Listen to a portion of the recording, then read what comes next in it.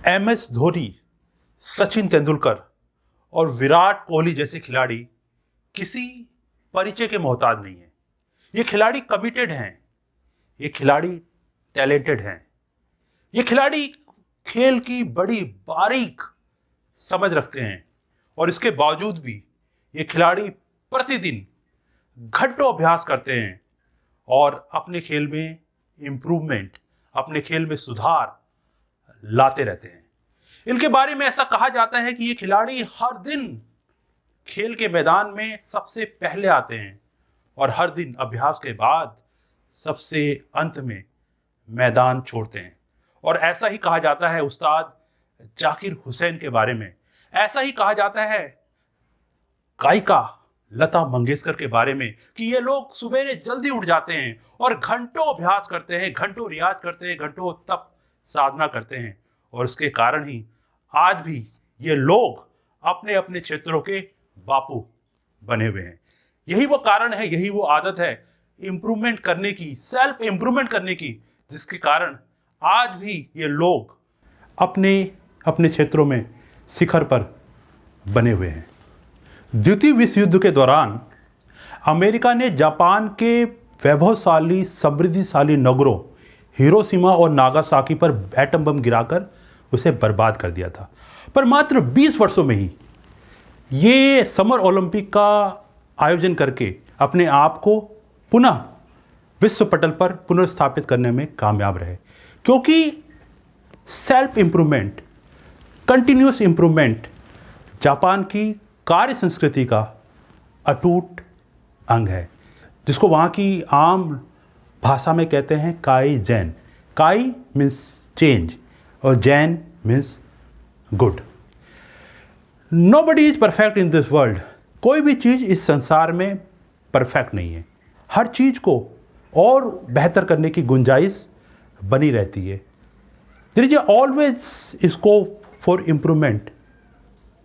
हर चीज़ के और बेहतर होने की गुंजाइश हमेशा बनी रहती है। हर चीज़ के और इम्प्रूव होने की गुंजाइश हमेशा बनी रहती है। कहते हैं कि यदि आप किसी भी विषय में, किसी भी क्षेत्र में 10,000 घंटे लगाएं, आप किसी भी चीज़ का अभ्यास 10,000 घंटे करें, तो आप उसके उस्ताद बन जाते हैं, आप उसके बापू बन जाते हैं। इसका मतलब है कि यदि आप हर दिन 2 घंटे किसी चीज़ का अभ्यास करते हैं, तो आपको 13 वर्ष लगेंगे उसका मास्टर बनने के लिए। और ये बात इन सभी उस्तादों को, इन सभी मास्टर्स को मालूम है और इसीलिए वो हर दिन अभ्यास करते हैं, इसीलिए वो हर दिन अपने आप को इम्प्रूव करने की कोशिश करते हैं और इसीलिए वो रियाज करते हैं, तप करते हैं, साधना करते हैं और अपने क्षेत्र में, अपने विषय में इम्प्रूव करते चले जाते हैं, करते चले जाते हैं। कॉन्टिन्यूअस इम्प्रूवमेंट की बात हम पर तो लागू होती ही है, पर साथ में ये बाज़ार के उत्पादों पर भी लागू होती है। वास्तव में देखा जाए तो बाज़ार में लड़ाई प्रोडक्ट्स के बीच में नहीं है। वास्तव में देखा जाए तो बाज़ार में लड़ाई उत्पादों के बीच में नहीं है, अपितु लड़ाई है इम्प्रूवमेंट की, लड़ाई है अपग्रेडेशन की। एक समय था जब बाज़ार में पेजर आया था, पर अगले 6 महीनों में ही इस पेजर को रिप्लेस कर दिया बेसिक मोबाइल्स ने। और फिर आया टच स्क्रीन और अब आया स्मार्टफोन। एक समय था जब कोडेक कैमरा बाज़ार में छाए हुए थे। लोग फ़ोटो खींचते थे, नेगेटिव को डेवलप करते थे, फ़ोटो बनवाते थे। पर जैसे ही डिजिटल कैमरा बाज़ार में आया, कोडेक कैमरा बाज़ार से बाहर हो गया। एक समय था जब स्विट्ज़रलैंड उच्च गुणवत्ता वाले, उच्च क्वालिटी के बहुमूल्य घड़ियों का उत्पादक देश समझा जाता था।